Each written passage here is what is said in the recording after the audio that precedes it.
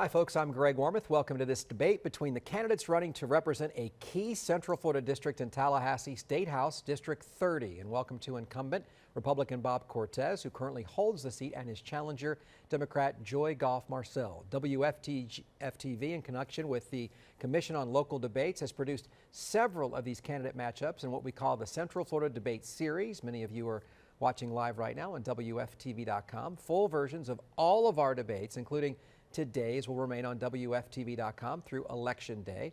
First, some ground rules for the candidates. Both of you will have 2-minute opening statements and 2 minutes for closing statements. We'll alternate questions between each of you. You'll have 60 seconds to respond directly, and rebuttals will be up to 60 seconds as well. And after a coin flip, by the way, thank you both for being here. Thank you. We can't thank you enough. You got to call it. It came up tails, so Bob Cortez won, and Representative Cortez, you have elected to go first in the opening statements, which will be 2 minutes, and then you'll also go last in our closing at the conclusion of the debate. The floor is yours, sir. And thank you for hosting this and having us here today, and thank you, Ms. Goff-Marcel, for being here today to share this with us and inform the voters. My name is Bob Cortez, and I've been your state representative since 2014. I was elected originally to the Longwood City Commission in 2009. I've lived in this area since 1989. I brought my family here to the United States from Puerto Rico. I was born in Brooklyn, raised in Puerto Rico, lived in South Carolina, and then in 1989 I moved my family here, and we've made this our home. We've been part of this community. I started a business back in '89, been a small businessman since then. I started another business in 2011, a transportation business, so small business is in my blood. I decided to be part of public service by first joining a homeowner association board and becoming the president. So I served as a local homeowner association president for 3 years, ran for the city commission, became the Longwood mayor, and then in 2014 I was honored to be elected for the people of House District 30, where I currently serve. And on a side note also, we've been all glued on TV watching Hurricane Michael and what it's done to our state. Hearts and prayers go to all the folks in the Panhandle, and even states in Georgia, North Carolina, and South Carolina to prepare, because it is the most devastating storm we've seen. And if all of us that saw what happened in Maria and Irma last year, we know that we have to be prepared. Florida is here, ready to help our neighbors in Pensacola make sure that they are safe and to rebuild. And with that, I'll yield my time. Okay, thank you very much. Now it is your turn. Mrs. Goff-Marcel, you have 2 minutes. Okay. Hi, I'm Joy Goff-Marcel. I'm running for Florida House District 30. I was born and raised in this district, and my husband and I chose to raise our 3 children here. My 3 children have attended the same public schools that I attended in this district, and I've watched how the state legislature has increasingly taken taxpayer money away from public schools and put it towards private school vouchers and privately operated charter schools. I'm a big supporter of public schools. I want to fully fund public schools and invest in teachers. And I think standardized testing is out of control. I think teachers should be teaching to the child and not to the test.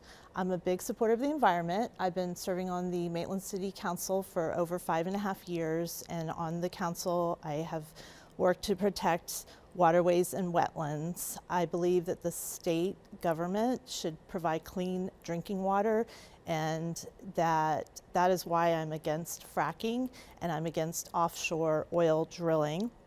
I believe that we are in the Sunshine State, so we should be leading the nation in clean solar energy. I'm a small business person. I've been an attorney for 25 years in the area, and my husband is also a small business person. We've struggled to have health care, and I think that our state government made a crucial mistake when they did not expand health care, Medicaid, into our state, because that would have lowered the cost of health care for all of us. I'm a Moms Demand Action gun sense candidate. I believe that we need gun reform laws, and I want to bring common sense and balance to our government in Tallahassee. Very nice. We had 2 minutes for those. Now it's time for our first question. We'll start with you, Mr. Cortez. How does party affiliation, you're a Republican, play into your votes, and on which issues would you be willing to cross the aisle? Well, I have, and one's party affiliation is mostly for the elections. Once we're in Tallahassee, which will happen in 14, you need to seek out all bipartisan support. One of the first bills I passed in 2015 was with a senator who's a Democrat. She was my Senate sponsor. We passed a pregnancy discrimination for pregnant women, obviously. We put into the statute that obviously businesses and restaurants and housing cannot discriminate against women. That was a bill that was not done because it was a partisan bill. It was because it was both bipartisan support, which we passed, and you in the legislature, in order to be successful, you need that bipartisan support. All right, so same question for you, Mrs. Goff-Marcel.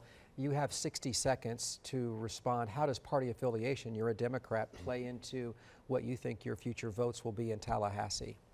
Well, on the city council, it is nonpartisan. So I've been able to work very closely with other people that are not in my party. They're either a Republican, or I've had Libertarian, or even Independent on the council that I've worked closely with, and we've been able to make decisions. At the state level, I want to do that. I want to find common ground, even if it has to do, for example, with climate change. There's common ground that we all want. We all want clean air. So if we can work at that point instead of arguing about climate change, that would be a way to reach across the aisle. And my opponent, although he's saying that sounds like a good law, he has voted 98, 99% with the speaker, which would be partisan. And you would not do that? I would vote the way my constituents would want and what was best for the state. All right, next line of questioning, Mrs. Goff-Marcel. What is the one state policy that you would fight to reverse or repeal? The one state policy, that just one? That I would Well, say. if there's one favorite. So when you say state policy, I'm trying to think which. I mean, there's so much. It would depend on what, if you're talking about the environment or the education. I would say I would repeal these laws that are allowing taxpayer money to go to private school vouchers.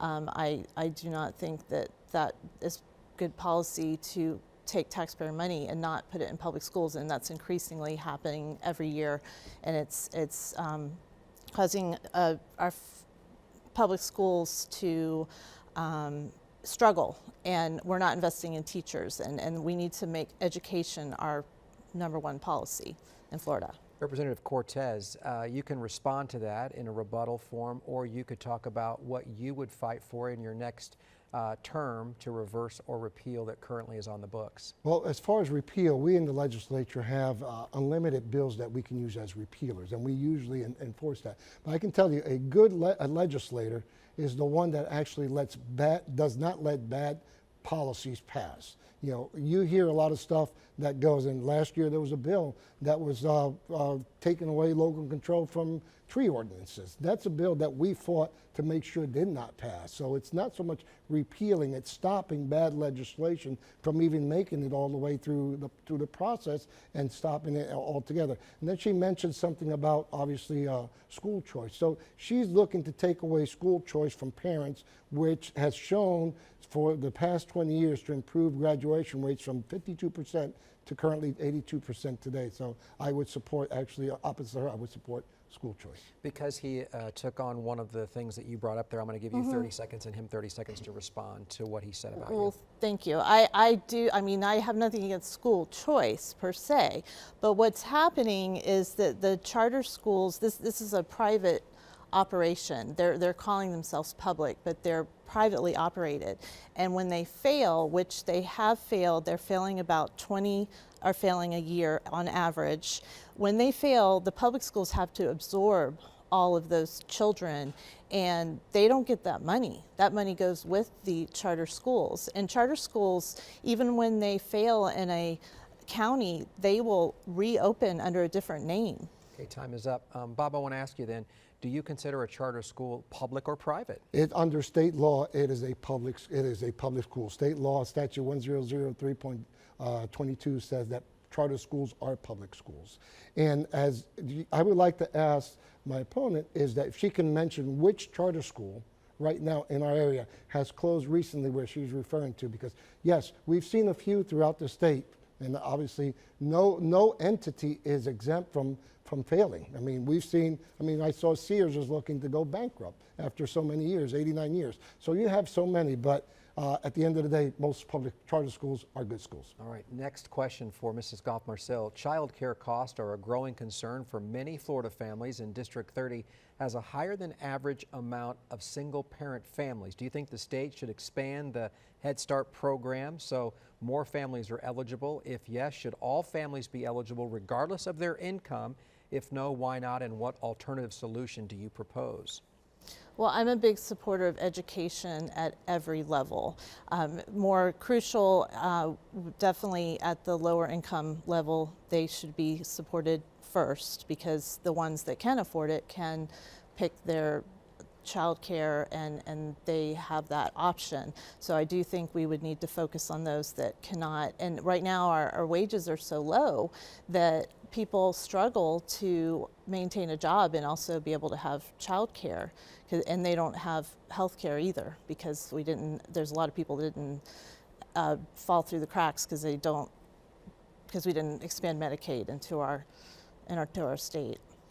So for you, Mr. Cortez, do you think the state should expand the Head Start program, and should it be determined on how much someone makes? I believe it should be expanded. We invest heavily in our VPK programs throughout the state, and we continue to improve and try to fund those more and more as we improve in funding education. I also have sponsored a bill that we did in Seminole County, and I'd like to take it statewide. It's called Books to Babies pilot program, where it would fund the school districts to start bringing the materials of reading to expected and new parents, so they can start reading to their kids the moment that they're born, because children start learning from within the womb. They should not wait till they are in school to start teaching. So I think the education starts at home. Yes, the state should help those parents that are working be able to do so through Head Start or VPK programs. Next question for you, Mr. Cortez. District 30, again, has more people in their 20s than the average for Florida. How would you address issues impacting this demographic in the State House, specifically higher education cost and job training for that young demographic? Absolutely. I had the honor to serve on Higher Education Subcommittee, Appropriations Subcommittee in these past sessions, and we continue to look at how to make sure that colleges are funded. We expanded the Bright Futures now for everything to include textbooks. We included textbooks in the Bright Futures to make sure that students can continue through the college, but not everybody's ready for college. So that's why we also want to expand into vocational programs to make sure that you have opportunities for electricians and HVAC technicians and anything else that kids want to excel at and become high-paying jobs and maybe even become entrepreneurs. So we have a nexus between our higher education and our career source, job training, DEO faction of the state to make sure that they're successful. We're going to talk in later segments about education in Florida as a whole, K through 12, and also higher education. But for you, Mrs. Goff-Marcel, the question regarding those people in their 20s, again, you have more than the state average in the district that you hope to represent. What will you do to try to help with the higher education costs, student loans, or just the ability of people to pay, and job training? Okay, well, I do believe it starts in high school, that not everyone is on the path to go to college, and that they should be able to get into accelerated training programs, but I do believe they should be publicly funded and not privately operated. And when my opponent was referring to the graduation rates, I've heard that they have a school that they put these kids that are not performing well, and they take them out of our public school, and then, or they take them out of the charter school, and then they're able to say that the graduation rates are higher, but they're actually in a school that they're not performing well and they're not doing well. We need to boost the accelerated training technical schools so that they can get a good job going into their 20s. And also, as far as higher education, I do think there should be more work study programs so that they can pay for their education. Very good. Our next line of questioning goes to start with you, Mrs. Goff-Marcel. Central Florida is home to an array of waterways and wetlands. I know that you touched on that in your opening comment regarding the environment, the development of which could negatively impact natural ecosystems in your district. This problem is not unique to District 30. It impacts really most of us in the state of Florida. As a state rep, how would you balance the priorities of both development, we need housing and shopping and things like that, with the environmental conservation? Well, we have plenty of land to develop, not in the wetlands. We just, in Seminole County, they just defeated the big fight over the rural boundary. They were trying to develop in wetlands very close to the springs, and thankfully that was fought for now. But I'm a fan of developing in the core, in more density in the core, where it's supported by city services, local government services, and it's better for the environment. And Mr. Cortez, as it relates to this, the same question for you, or you can respond to Mrs. Goff-Marcel. No, and I'll say this. First of all, we received $2 million from the state to buy a Lake Howell Preserve, which was a project between Winter Park and Maitland that preserves that area in Lake Howell as conservation. We were able to obtain $2 million for that to do that. Also, I've been a partner with the city of Altamont Springs on several projects. The A-First project, where the I-4 transformation project is going on, instead of using a bunch of retention ponds, we're putting water into Crane's Roost, pumping it downstream through Altamont to use for irrigation all the way to the farms in Apopka. And then this year, Altamont received a worldwide recognition for another program that we helped fund through the state called Pure Alta, that uses water that is being reclaimed back to bring back to near drinking standards to be able to use less. That way we can use less water, and the consumptive use permits can do that. This is a model that was done in Altamont that we intend to bring nationally. All right, next question, final segment of this one starts with you, Mr. Cortez. Hurricane Michael, you touched on it in your opening, made landfall in the Panhandle earlier today. What do you believe the role of the state legislature should be in storm response and preparedness? Everything. I was honored to sit on the Hurricane Preparedness and Response Committee. We had over 22 hours of testimony. We grilled the utilities for the things that they did wrong and made sure that we improved. We looked at the contraflow lanes and made sure that when we do evacuations that we can do them properly. We did the regulations on the nursing homes to make sure now all nursing homes would have generators and be able to keep the patients in the nursing homes safe if they have to do that with generating power and cool. So we've done a lot of stuff. We continue to see and learn from these hurricanes as they come and how they affect the different regions to make sure that we can, a storm is going to come. And we have to deal with it, and we have to be ahead of the storm before it strikes, not wait till it strikes and then try to act. It's always got to be proactive, not reactive.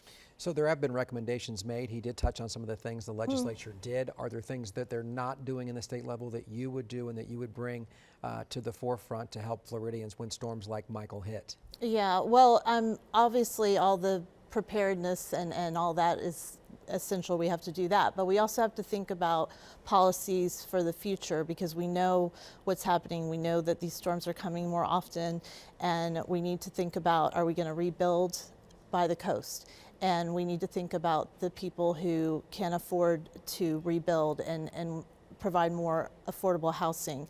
And the legislature has kept rating the Affordable Housing Fund. They do this every year to pay for the budget. The and Sadowski Act. The Sadowski, yes, in case people didn't know, the Sadowski Trust. And that would be one way that we could avoid some of these problems by by preventing a lot of these issues. So you have a problem with how it's been rated. You think the money's there for a reason?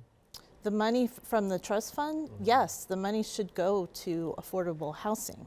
Is it not doing that, Bob? I'd like to rebut on that. If you look at page 311, line item 2226 of the Florida budget, you will see that we appropriated $123 million from the trust funds for affordable housing, which went to Florida Housing Finance Corporation, which is being used currently on projects in Osceola and throughout the state for affordable housing. But would you deny that some of the money from the Sadowski Fund has been funneled away from the fund that it was supposed to be intended for by the Florida voters. Well, you know, out of 267, 123 million went this year, 137 million from last year. But not if all affordable is related to money. In their case, in her city, she approved 2,200 new apartment units. Not a single one is affordable because the affordable housing does come back to local government. And a lot of local governments don't want affordable housing in their backyard, because they say that it's going to create either low income or slum. So, you know, it's incumbent to local governments to approve affordable housing projects so the developers can move forward.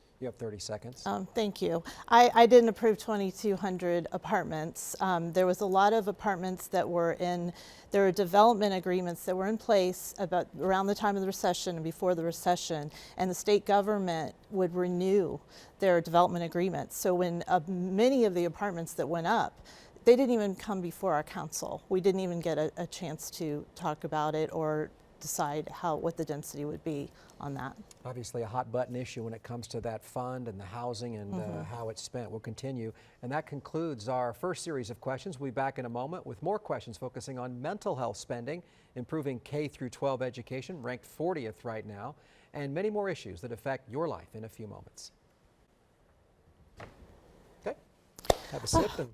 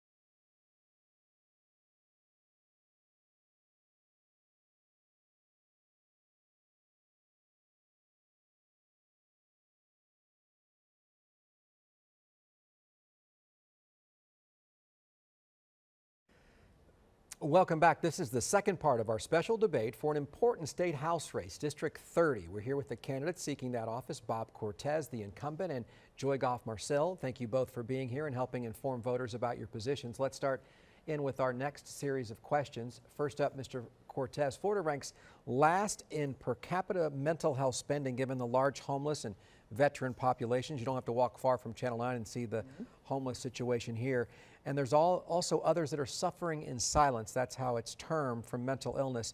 How can mental health be given higher priority in the state budgetary process? You know, we do need to do better on that, I'll be honest with you, and we have been. We did a lot of stuff with the school safety bill right now to make sure some of those mental health issues and funding is addressed. You know, we need to address it that way. And a lot of stuff down on the figures that are coming forward on mental health are not taking in consideration the money that we are spending through our Medicaid program. When they compare us to other places, they're comparing the whole mental health program, but not comparing how much is done through the Medicaid itself, which is a separate pot of money and a separate portion of the budget. So if you compare it, we're not going to be as low as you think, but definitely mental health is important. I was in California last year. I saw over there tents everywhere of homeless. So it's not just an issue from Florida. This is an issue nationwide.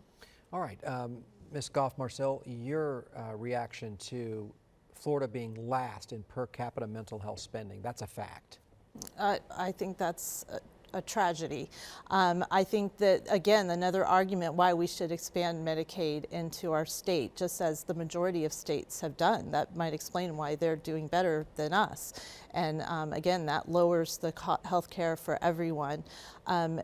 Mental health funding would improve so much. It would improve the safety of our schools. There should be counselors in all the schools. Right now, the public schools are having to share. There's counselors who have to go from an elementary school to a middle school in the same day. And they have plenty to do in each of the schools. There's plenty to do. So again, we need to fund public schools. We need to fund mental health for adults.